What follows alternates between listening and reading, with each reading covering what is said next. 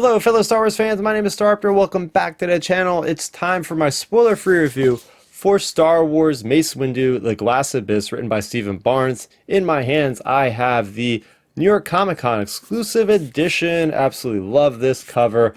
The iconic purple is well portrayed all over this book to match with his favorite color. Amethyst, right? His blade. So getting into it, this book takes place pretty much immediately after the Phantom Menace, in which the Jedi are reeling from the death of their compatriot Qui-Gon Jinn. Now, Qui-Gon Jinn was in the middle of helping out this character named Kin Shan, who is part of the Syad clan on Metagos within the Glass Abyss, which is what they call their underground civilization. It was being overrun by criminals. Qui-Gon owed her a favor, and now she's calling in on that favor. Qui-Gon passed that favor on to Mace Windu in case he passed away, which he did. So now Mace Windu has the mission of helping out this Kin Shan of the Syad to help quell the criminal entity that is running rampant across her planet, that is really affecting the culture and the way of life of her people. So getting into the positives, first and foremost, the character of Mace Windu is fleshed out so well in ways which we haven't seen him before. Stephen Barnes gives so much character and humanity to a character that up until now has just been basically a killing machine and a leader of troopers. So getting to see him maybe having a relationship at some point in this book, really having that child fun, way younger, getting to explore his origins, getting to see him having fun, laughing. There's a lot of human emotion that we've never seen Mace Windu have that he has. So I really appreciate that Stephen Barnes explores this character in ways we haven't. It's been kind of a Mace Windu renaissance lately, because between The Living Force, written by John Jackson Miller, which had a large part of it dedicated to Mace Windu, to also this miniseries that we got that takes place before he was a master. Then we had Tales of the Jedi, which had him in there with Dooku. And then we have the upcoming original graphic novel that's going to be coming out in 2025 with Mace Windu. So we're getting so much character with Mace Windu. I absolutely love it right now, and this book so far has done the best job of really making this character a human that we can relate with. Now, the world building is second to none. I feel like Stephen Barnes absolutely knocks it out of the park with developing this planet that has all these different cultures, whether it be the criminals that now run the world, the event of the solar storm, which affects the planet every several thousand years. The last major event happened 50 years prior to the story, which caused all the inhabitants of the upper regions on the surface to suddenly have to evacuate down to the center, and then they were taken advantage of and extorted by these criminals that were already well embedded into that core of the planet called the Glass Abyss, where they have this giant city called New Zaxxas. Absolutely cool stuff. It's really beautiful there, guys, because it's all crystallized. There's so much bioluminescence with the crystals. The buildings are made out of the crystals. Then you have this whole silk trade with these silkworms that are indigenous to this planet.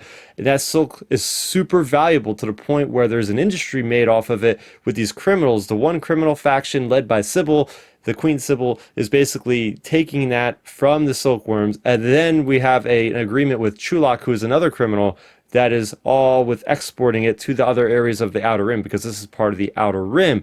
So these guys are trying to make a play, taking too much than they should, and that is why the people that have lived there for a long time underground, called the Syad, who are the assistants of the silkworms, said enough is enough. We have to do something about this. And that causes Mace Windu to really get well into the culture, to be part of the Syad with their rituals, getting into their dreams, which is really interesting. There's a lot with dreams I really appreciated with this story, getting into the mind of Mace Windu, seeing his past, seeing just how you can kind of get around dreaming in a way like this. Now, what I really loved about the story is, since there's so much good world building with Metagos and with the Glass Abyss, I love how how this feels so separate from everything else in Star Wars. And that's a good thing, because Stephen Barnes is able to really run with a lot of cool ideas and not being handheld by dealing with Obi-Wan, by dealing with Anakin, by dealing with the precursor to the Trade Federation coming back with the CIS and all this stuff with Count Dooku. He doesn't have to deal with any of that. He can play in his own playground, which is great. I really want to see more Star Wars stories like this that don't feel like they have to thread into like 3 or 4 different storylines, because it gives the authors so much more room to write the stories they want to. And there is a huge amount of action in this story.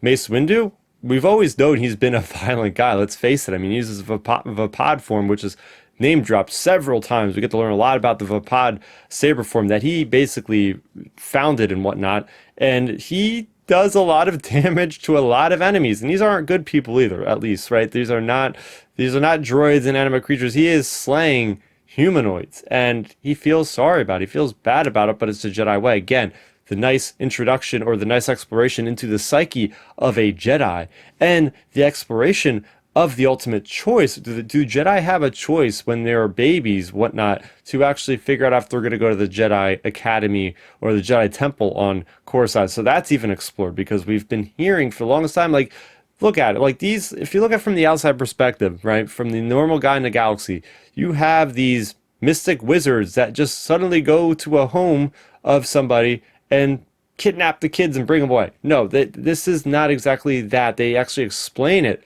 in this novel, and I feel like Stephen Barnes does a great job of acknowledging that fact that's been kind of weird in Star Wars, and kind of solidifying, okay, these characters, maybe they do have a choice, right? Also, I really like that there's named chapters every time. This felt, for me, very Harry Potter-esque. All it was missing was a little images, but it was a nice way to kind of preview what was happening, whether it be quotes, locations, character names, and whatnot. Kind of kept the pacing going pretty good, because these chapters are not super long for the most part, so it goes at a good clip. Now, getting into the negatives, I will say that this story could have used more POVs, because I feel like being stuck with Mace Windu definitely slowed things down a lot, at least for me in the first like 50 pages. There's a good and bad thing about having the world building that Stephen Barnes does, because for somebody like me, I eat it all up. I absolutely love this stuff, exploring this new world in Star Wars that we haven't seen before. But for others, it could have probably been a slow start for them, even though there's a little bit of action and nuance in the first chapter, which I really did appreciate. But with that being said, I really enjoyed this book. I got to give it an 8 out of 10. If you are a prequel fan, check it out. If you are a Mace Windu fan, definitely check it out. I understand, like, again, the slowness of it in the beginning might throw some people off. So I do recommend it. I do recommend this book overall, because it's an interesting read for Star Wars. This felt different. It felt way different than the High Republic stuff coming out. Felt way different than like Brotherhood or, you know, the Shadow of the Sith or anything like that, because it felt so isolated from everything else. And again, I think that's really good for Star Wars sometimes, to go outside of the box, let the creators do what they want with the character and put their own stamp on it. I do think this is the quintessential Mace Windu story. There you go. There you go. You have it right there. So for more on Star Wars, I have a bunch of videos I've been uploading lately. Even my New York Comic-Con video is up right now. So make sure you subscribe if you haven't already. That's going to do it for me, Star Raptor. Thank you so much for watching, and may the Force be with you always. Thanks for checking out the video. Please hit that thumbs up symbol. It helps me know that I'm making content that you guys enjoy. And if you enjoyed this video, I also include 2 videos down below you guys should check out. And please consider subscribing to this channel. It helps support me, and it notifies you guys of when I get new videos up on the channel. You can also contact me on Twitter, Facebook, and Instagram at StarRaptor.